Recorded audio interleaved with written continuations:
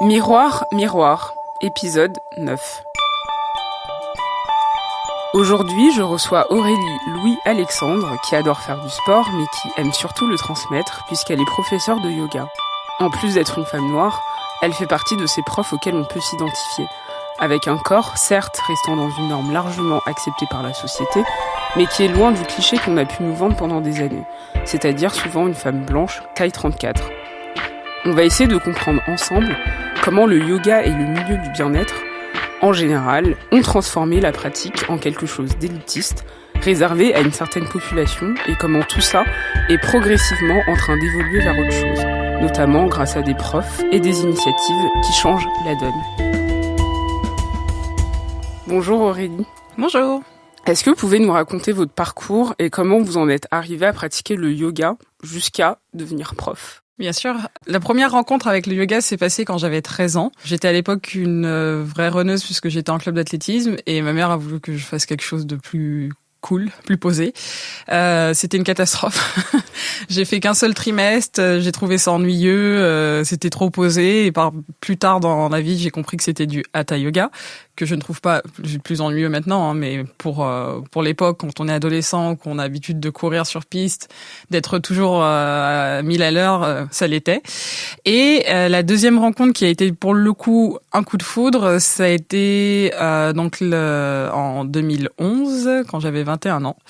21 ans, jeune active, pas contente dans sa vie, pas contente dans sa vie amoureuse. Donc c'était un peu tout ce qui était très lourd à supporter seul au final. Je trouvais plus de moyens d'évasion alors que j'étais pareil encore une runneuse, donc je courais relativement beaucoup et malgré ça le stress était là, les envies de pleurer, les moments de solitude étaient de plus en plus intenses. Et au fait un jour, en plein hiver d'ailleurs, exactement à la même période que maintenant, je me suis dit mais au fait il faut que je fasse quelque chose, parce que là ça va pas. Et j'ai été sur Google, j'ai tapé yoga en ligne, je suis tombée sur un site anglophone, j'ai pris mon premier cours 30 minutes et c'est comme ça que ça a commencé. Et c'est parti. Exactement. Alors, avant de rentrer dans le vif du sujet, est-ce que c'est possible de nous faire un rapide rappel des différents types de yoga qui existent et quel est celui que vous dispensez ? Bien sûr. Le yoga est une philosophie de vie dans laquelle on peut pratiquer donc sur un tapis, sur le sol, enfin partout où on désire le faire. Et il va y avoir plusieurs types de yoga, donc des plus dynamiques comme le vinyasa, la changa, l'iyengar, des plus doux avec le hatha, le nidra, qui est un peu le yoga, la science entre cet état où on est en train de s'endormir, mais on reste éveillé, donc on apprend un peu à canaliser son énergie et à la stabiliser pour se reposer au final. Il va y avoir après d'autres, selon mon opinion, un peu plus commerciaux, mais bon, le Bikram, le hot yoga, yoga dynamique, c'est des choses qui existent également depuis quelques années maintenant. On en parlera voilà. plus tard, mais souvent ces types de yoga-là, c'est plutôt pour maigrir. Non. Oui. Okay. Enfin, le Bikram, moi-même, quand on m'en parle ou que j'ai des élèves qui viennent me dire j'ai fait du yoga, j'ai fait du Bikram, ouais, c'est génial, il fait 40 degrés dans la salle, tu perds du poids. Ok. Après, moi, je suis enseignante, je suis diplômée donc de hatha et vinyasa et je pratique généralement du vinyasa en cours. Alors, si on prend précisément l'univers du yoga, on peut avoir l'impression qu'il faudrait être une mannequin filiforme pour pouvoir en faire partie. Je me rappelle d'un article écrit en 2016 par Clémentine Gallo pour Libé qui titrait « Faut-il être blanc, svelte et nati pour faire du yoga ?» Dedans, il y avait une citation de Jessamine Stanley qui est yogi et lesbienne et grosse, auteur du livre « Everybody Yoga ». Je cite « Tous les corps ont le droit d'être représentés sur le papier, pas juste les silhouettes élancées, féminines et blanches. J'ai écrit ce livre pour tous les gens gros, vieux ou exceptionnellement petits. J'ai écrit ce livre pour toutes les personnes qui sont complexées par leur corps. » Alors ma question c'est comment a-t-on blanchisé entre guillemets et uniformisé cette pratique qui est pourtant originaire, en tout cas pour nombre de courants d'Inde? C'est une excellente question. Je pense que ça a été blanchisé le yoga parce que c'est arrivé comme une pratique pour... En termes de prix, déjà, c'est quelque chose qui coûte relativement cher, particulièrement dans une grande ville comme Paris. Et du coup, en termes de classe sociale, c'est pas tout le monde qui peut se dire, oui, demain, après le boulot, je vais payer minimum 20 € pour aller faire un cours. Donc, du coup, après, ça va paraître cliché, mais forcément, en classe sociale, on va souvent se dire qu'une personne noire n'a pas les moyens d'aller faire du yoga, n'est pas intéressée ou passe son temps à courir pour aller très très loin dans les clichés, les stéréotypes. Donc déjà, ça passe par là. Et aussi cette connexion, moi de ce que je vois, cette connexion assez étroite qu'il y a bizarrement entre une personne, donc forcément qui va être encore une fois blanche, qui aura fait de la gymnastique et qui par définition saura faire une posture de yoga plus facilement, sera plus souple et à la fois tonique, donc va se retrouver sur ce tapis et pourquoi pas devenir prof. C'est généralement ce qui arrive aussi avec les danseuses et encore une fois, parce que le monde a évolué de cette façon, c'est une majorité de personnes blanches et qui vont être sveltes. Alors vous avez appris le yoga pas en Inde, en France. Exact. Dans quel cadre ? Alors au fait, j'avais réfléchi à la question pendant 5 ans. Après voilà, en termes de moyens, déjà c'est quelque chose de se dire on paye une formation et on paye le billet pour aller faire sa formation. Et il y avait aussi quelque chose de très effrayant, je trouve quand même de vouloir s'aventurer comme ça toute seule. C'est mon avis, mais à l'époque j'étais là, si je peux le faire en France, ce serait mieux. Et pareil, j'ai effectué mes recherches par rapport au studio que j'appréciais le plus à Paris et celui de Gérard Arnault me paraissait vraiment intéressant. Et j'ai eu la confirmation justement pendant cette formation donc que j'ai fait en France, qui était juste l'expérience la plus humaine de ma vie jusqu'ici en termes de rencontres, en termes de pratique et en termes d'apprentissage. Et je pense que une personne qui fait une formation en France ou n'importe quel pays dans laquelle la personne vit et ne pas se rendre en Inde n'enlève pas à cette personne quelque chose d'authentique dans sa pratique, parce qu'au final le yoga, comme vous l'avez très bien dit, c'est quelque chose qui est né en Inde. Et ça appartient donc de base aux Indiens. Si on a l'envie, la chance de pouvoir pratiquer, faire une formation là-bas, tant mieux. Mais revenir et prendre, on va dire culturellement, des gestes, des façons de faire, de s'habiller, et d'arriver ici, donc dans un pays comme la France où il y a beaucoup de discussions sur ce sujet-là. Moi, je vais trouver ça parfois limite. Ça dépend à quel niveau, parce que quelque part, je suis quelqu'un comme ça. Je fais du yoga ici, etc. Je dis namasté, je chante les mantras, je dis om, mais je le fais avec un certain détachement. C'est-à-dire que je respecte la culture, je l'admire sans me dire que elle m'appartient parce que j'ai le diplôme. Alors, vous parliez tout à l'heure des prix qui sont souvent très élevés, donc ce qui ferme pas mal de portes au milieu plus modeste. Est-ce que vous pouvez nous dire ce qu'est un prix raisonnable, mais aussi le système qui est derrière tout ça ? Bien Par sûr. exemple, en tant qu'auto-entrepreneur, comment on établit les prix ? Alors déjà, la première chose, en effet, donc dans le prix, qu'on soit client ou professeur, il y a la chose qu'on va penser de ce prix. Ah, et pourquoi je vais payer autant ? Il y a juste un tapis et puis je vais suer. Ok, c'est une façon de voir les choses. Par contre, quand on est auto-entrepreneur, il faut savoir que le prix qui va apparaître pour le client, c'est pas ce que l'on touche au net. Nous, derrière, on a des cotisations à payer. Il y en a beaucoup qui commencent à s'accumuler ces derniers temps. Et du coup, c'est pas forcément évident non plus pour nous de se dire il y a le business à faire en plus de notre passion, il faut que ce soit rémunéré, il faut qu'on en vive, et c'est une question qui me trotte en tête tous les jours, à me dire c'est super, il se passe de belles choses dans ma vie, je suis professeur de yoga, mais il faut pas non plus que je me laisse faire et que je fasse des prix qui font que demain je vais pouvoir payer mon loyer, demain je vais continuer de payer mes impôts, des choses comme ça. Donc que ce soit pour un cours privé ou en studio, le prix est travaillé en fonction de ce qui se passe derrière les rideaux, à savoir le professeur à rémunérer, le studio qui va avoir des charges également dessus.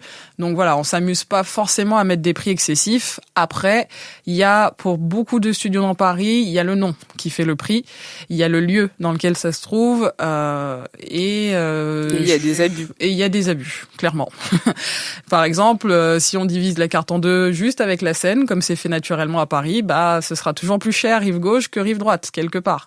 Parce que rive gauche, ça rime avec quelque chose de plus noble à Paris, quelque chose de plus propre, de plus bourgeois, et forcément quand c'est comme ça, le prix va être bourgeois lui aussi. Et c'est pas évident. Même moi en tant que prof cet été, avec la fermeture du studio dans lequel je travaille, je me suis dit c'est l'occasion pour moi de profiter, découvrir les nouveautés. Et quand la première nouveauté, c'était les prix, j'étais là, oui, je pense que je pourrais investir ailleurs. Donc j'ai repris mon tapis, j'étais chez moi au soleil et ça m'a suffi. C'est important de le dire qu'on peut pratiquer le yoga chez soi, d'ailleurs. Exactement, c'est très important parce que de toute façon, c'est peut-être les meilleurs instants pour développer sa pratique. Alors vous, en tant que prof de yoga, comme je le disais dans l'introduction noire, est-ce que vous avez eu l'impression d'avoir eu des difficultés à rentrer dans ce milieu ? Je dirais bien heureusement non, pas trop, parce que depuis que j'ai pris la décision d'être prof, c'est comme s'il y avait un enchaînement parfait qui s'établissait autour de moi, dans les actions que j'entreprends, les personnes avec qui je travaille. Par contre, je sens que le regard est différent. Je pourrais pas expliquer sur quelle mesure pour chaque personne, mais moi mon ressenti, oui, sur certaines choses. Par exemple, j'ai été amenée à faire des événements qui rassemblent des blogueurs, des influenceurs, et c'est les toutes premières fois, les tout premiers événements où on me regarde d'un air. Ah, une prof de yoga. Non, c'est étonnant. Mais ouais. voilà, donc on dit pas, mais on sent. On vous a jamais perçu comme illégitime, en Non. tout cas. Alors ces derniers temps, le sport et le bien-être en général sont devenus des activités qu'on aime montrer, notamment sur Instagram. Est-ce que c'est pas aussi une manière de culpabiliser les personnes qui n'en feraient pas ? Donc avec les nombreux hashtags qui vont avec no pain, no gain ou no excuse. Enfin, c'est culpabilisant, non, d'une certaine manière, de ce partage incessant de... C'est complètement culpabilisant. Je dis ça parce que j'ai été moi-même, entre guillemets, victime d'Instagram. Dans le sens où, quand j'ai commencé mon activité, je m'étais mis une pression pour pouvoir donner le meilleur de moi-même sur le tapis. Donc déjà, c'est quelque chose qui est assez épuisant parce que quand on cumule des heures, c'est la dernière chose à faire. Et en effet, de se retrouver sur une photo Instagram où voilà, il y a, alors, pour le coup, elle peut être noire, elle peut être blanche, mais si elle fait 1m80 et qu'elle fait du yoga sur une plage à Bali et qu'elle montre que c'est possible de croire en ses rêves et que nous, on est juste à Paris et qu'il pleut, là, des gens ont complexe. Et puis, il y a aussi, comme vous l'avez très bien dit, ces personnes qui vont vous dire que faire du sport tous les jours, faire du yoga tous les jours, être très régulier dans sa pratique, et ben c'est là que les choses vont se déclencher. Et je ne suis absolument pas d'accord parce que avant tout, le corps est une machine, un outil que l'on doit donc utiliser pour les bonnes raisons quand on fait du sport, mais savoir s'arrêter et en prendre soin, c'est ça qui va faire la différence. Et malheureusement, c'est pas le message qui passe sur Instagram très souvent. Je vois plus souvent des personnes qui vont dire: oui, bah là, moi je me suis levée à 6h, vous êtes en train de lire cette story à 8h, moi j'ai couru, j'ai fait mon yoga, Miracle Morning, moi je suis en train de manger des œufs, j'ai pas encore couru, j'ai envie de regarder Netflix, ça peut être traumatisant et j'ai été dans ce cas, c'était stressant, j'en parlais à mon entourage, à mon copain et il m'a dit une phrase simple et vraie, il m'a dit mais qu'est-ce que t'en as à faire ? Tu vas bien ?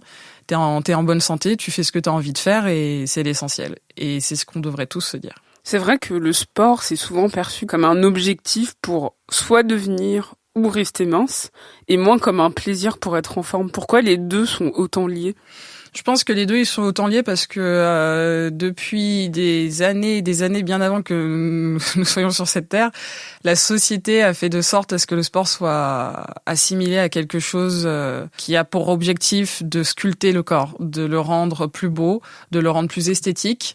En passant complètement par on va dire la case médicale au fait, parce que faire du sport c'est rester en bonne santé. Le sport a des vertus, des avantages qui nous aident à éviter pas mal de choses au final quand on le fait. Et c'est la première chose et c'est la dernière chose dont on parle dans les médias, c'est-à-dire que maintenant on va ouvrir un magazine, on va voir perdre 2 kilos avant Noël, donc ça c'est très nouveau aussi. Le bikini body dès le mois de mars, le winter body dès le mois de septembre. Enfin, on est en train de tomber dans un jeu un peu malsain où la personne va se dire il faut que je fasse du sport. Et déjà, ne serait-ce de dire il faut que je fasse du sport, c'est pas bon. On ne sent pas l'envie et on se donne une obligation et ça veut dire qu'à un moment en fait ça va s'arrêter et ce qui risque d'arriver c'est qu'on va reprendre du poids et que là on est encore plus dépressif. On enlève la notion de plaisir. On enlève totalement la notion de plaisir et encore une fois pour faire beaucoup de sport, moi je sais que j'ai eu mes périodes où j'en avais marre et c'est des périodes où en fait je m'écoutais, je ne le faisais pas tout simplement parce que je préfère laisser l'envie revenir que de me forcer et peut-être même de me faire mal en essayant d'aller trop loin. Vous, dans vos cours, vous prenez l'estime de soi et l'acceptation de son corps. Pourquoi c'est si important pour vous ? D'ailleurs, vous avez créé Flawless Yoga. Donc vous nous expliquerez après en quoi ça consiste et quel est l'objectif. Mais pourquoi c'est si important pour vous, l'estime de soi, l'acceptation ? C'est important pour moi parce que j'ai pas développé ça pendant mon adolescence. Au contraire, j'ai été quelqu'un qui a toujours été dans le doute, toujours dans la peur, toujours dans le manque de confiance en moi. Et petit à petit, là, ça va faire 8 ans que ça a bien changé et je suis bien contente. Et je sais ce que c'est de ne pas s'aimer, je sais ce que c'est de se regarder dans un miroir et de se dire waouh, c'est trop moche que je suis en train de regarder des choses comme ça. Et du coup, au fait, j'ai pas envie, par exemple, c'est un exemple très très simple également, mais mes élèves qui vont me voir démontrer une posture que je peux maîtriser de façon très sympa, très cool. Bah, je sais qu'elles vont avoir ce regard. Ah ouais, non mais moi je peux jamais faire ça. Et puis en plus, oui, enfin elle est mince ou voilà. D'accord. Moi, la première chose que je dis après cette démonstration, c'est possible.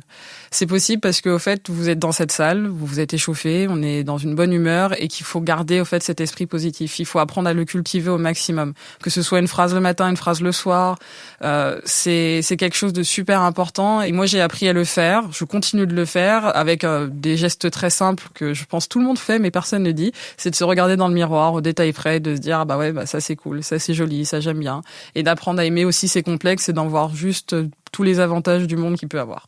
Et du coup, Flawless Yoga va dans cette continuité. Exactement. Donc Flawless Yoga, au fait, c'est un peu notre parce que c'est un projet que je tiens avec une amie et journaliste Naomi Clément.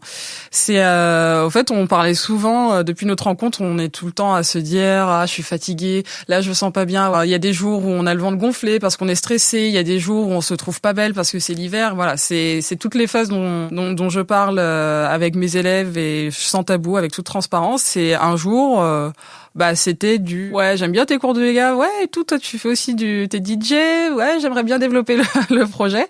Et donc c'est né, ça s'est installé assez rapidement par encore une fois un alignement de planètes extraordinaire.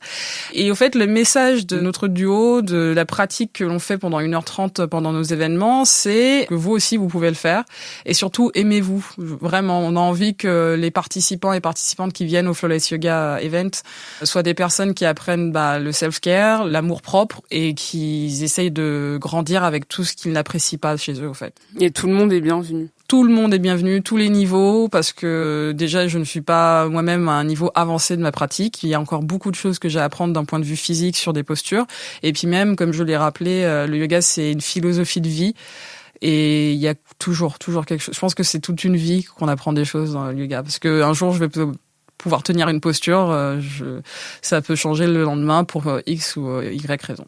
Alors, Jessamine Stanley qu'on évoquait tout à l'heure, ou encore Lauren H, qui est la fondatrice de Black Girl in Home. Je mettrai tous les liens dans la description. Donc, ils sont 2 femmes noires qui se sont imposées dans le milieu très fermé du bien-être. Et Lauren H, elle propose donc même des cours dispensés uniquement aux femmes noires. Alors, on n'est pas près de voir ça en France, mais elle souhaite également changer la manière dont on représente cet univers. Et est-ce que, du coup, pour que ça change, en tout cas en France, il faudrait plus d'égéries potentiellement comme vous, des hommes, mettre des corps différents, en fait changer l'image qu'on nous renvoie? Je pense que changer, c'est pas le bon terme, il faudrait plus nous inclure. Tout simplement.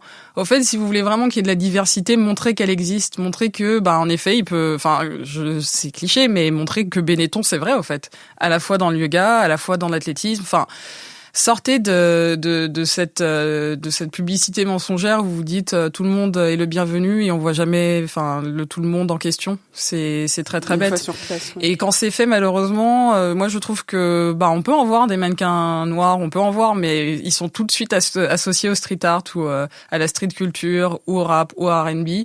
Alors que ça peut être autre chose. Ça pourrait être justement une couverture d'un magazine spécialisé pour le yoga avec une personne noire. Ce serait sympa aussi à voir. Une personne noire et avec des formes aussi, ce serait sympa à voir. Et comme vous l'avez dit, malheureusement, le jour où ça va arriver, où on pourra faire des cours que pour les personnes noires en France, je pense qu'on est loin. Mais le fait de se dire qu'un jour on pourrait voir quelqu'un dans le métro sur une pub qui parle de yoga, qui est noir ou qui est noir et qui a des formes, ce serait génial. Ce serait génial parce que je pense que même pour une personne qui ne fait pas cette pratique, cette discipline, elle regarderait le mur et elle se dirait « Ah ouais, quand même, genre c'est cool ». Et ça ouvre aussi les portes parce qu'on se dit c'est peut-être aussi pour moi et peut-être que demain je peux aller faire du yoga sans problème parce que je me sentirai pas regardée. Exactement. Et c'est ça l'un des problèmes de Jessamine Stanley qu'elle évoque dans son livre, c'est que elle a commencé par écrire parce que elle se sentait discriminée au sein de la pratique. Tout le monde la regardait, tout le monde se demandait qu'est-ce qu'elle fait là. Bien sûr, et dans ses derniers posts, elle dit qu'il y a l'assimilation du mot gros dans le dictionnaire, donc il emploie un terme médical, mais par contre dans la société, au fait, c'est limite c'est un mot qui indique que la personne qui est grosse doit avoir honte, alors que pas du tout. Elle a très bien dit, les gros sont forts, ils peuvent être rapides, ils peuvent aussi faire des choses que personne ne s'attend à les voir faire, et c'est triste au fait que l'on vive dans cette société où la loi elle est régie par des trolls qui ont envie de détester publiquement quelqu'un parce qu'ils se détestent avant tout et que elle-même soit la première victime, alors que il y a aucune raison. Surtout que je pense qu'elle est plus forte que beaucoup de personnes sur un tapis à cette heure-ci, et c'est triste. Est-ce que il faudrait aussi changer les mentalités, centrer plus ça sur le self-care comme vous disiez tout à l'heure et moins sur la performance? Parce qu'aujourd'hui, le sport et surtout les sports entre guillemets plus doux, enfin comme le yoga, le pilate, enfin c'est quelque chose qu'on assimile à une performance. Il faut savoir faire les postures, faut savoir faire telle ou telle chose, et un peu moins sur le self-care. C'est ça, il faudrait recentrer. Je pense oui qu'il faudrait au fait parce qu'il y a beaucoup de personnes, d'athlètes, de profs qui ont ce discours de performance.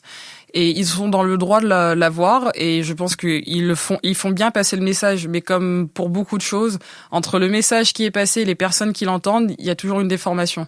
C'est-à-dire que la personne qui passe ce message, toi aussi, donne tout ce que t'as, donne ces dernières minutes dans ta pratique pour que ça fasse quelque chose de magique.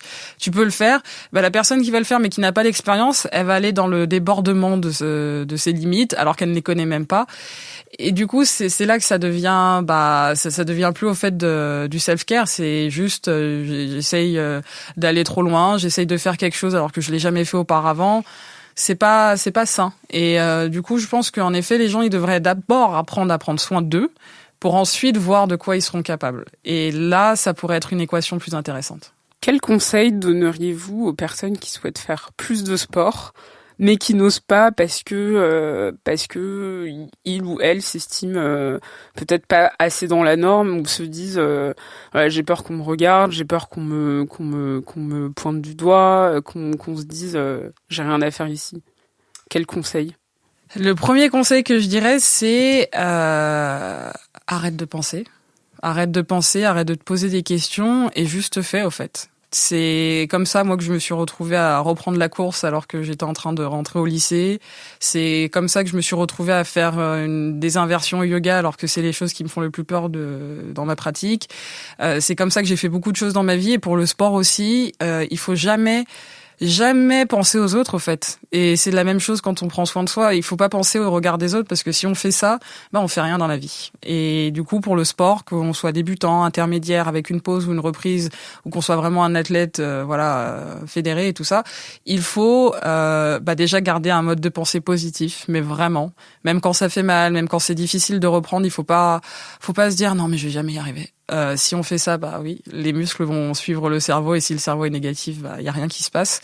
Par contre, c'est mieux de se dire, de mettre le pied à l'étrier, de se dire bon, c'est nouveau, peut-être que ça va pas être dans la performance aujourd'hui, mais en tout cas, j'aurais commencé quelque chose. Faut vraiment penser comme si on était en train de bâtir quelque chose, un immeuble, et que chaque pierre, au fait, va amener un étage supplémentaire. Il faut le faire petit à petit, quoi. Voilà, il faut vraiment se donner une évolution et ne pas essayer d'aller dans le vif du sujet déjà avec une pensée négative et sans expérience, mais avec le regard des autres derrière. Ça ne sert à rien. Est-ce que vous avez des lieux à conseiller qui sont bienveillants et accueillants justement pour tout le monde? Bien sûr. Du coup, les studios Gérard Arnault, qui ont des profs juste superbes. J'ai eu beaucoup de coups de cœur là-bas. Même le lieu, au fait, est très zen en soi. Donc déjà, on arrive et c'est comme si on était dans une petite bulle. Donc c'est très très agréable. Bromance Paname. J'y travaille et c'est vraiment un lieu. Au fait, c'est comme un appartement avec des nanas trop cool qui vous accueillent et qui vous invitent à faire des sports. Pour le coup singuliers parce que c'est axé pilates, yoga, des choses comme ça. Donc des sports entre guillemets un peu plus doux.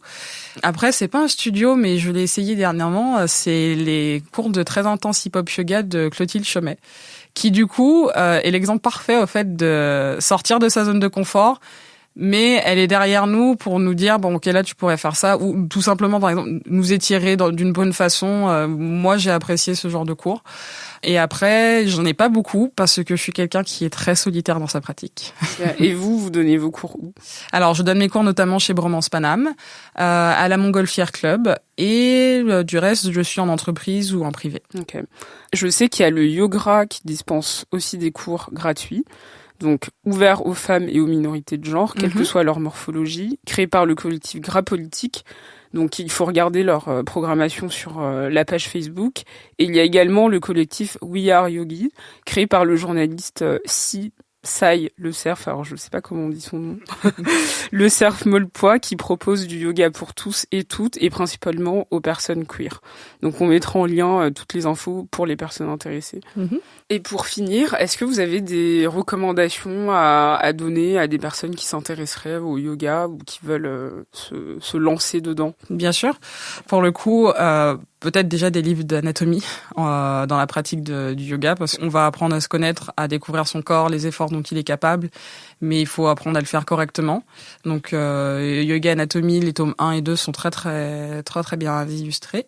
Et la base de la base, c'est Yoga Sutra de Patanjali, parce que c'est la création du yoga.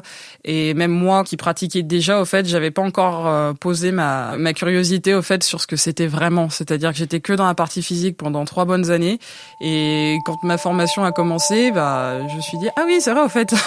Il y a la partie philosophique, et de lire ce bouquin-là, ça apaise déjà, parce que on arrive à délier peut-être des petites tensions qu'il peut avoir dans nos vies, et on arrive à prendre du recul enfin là-dessus. Et voilà, en termes d'explication, il y a beaucoup de choses à retirer de ce bouquin. Merci Aurélie. Avec plaisir. C'était l'épisode 9 de Miroir Miroir. Merci de nous avoir écoutés. Et si l'épisode vous a plu, n'hésitez pas à laisser 5 étoiles sur iTunes, à m'écrire sur les réseaux sociaux. Et pour écouter tous les épisodes, rendez-vous sur binge.audio et toutes les plateformes de téléchargement. Merci, à dans 2 semaines.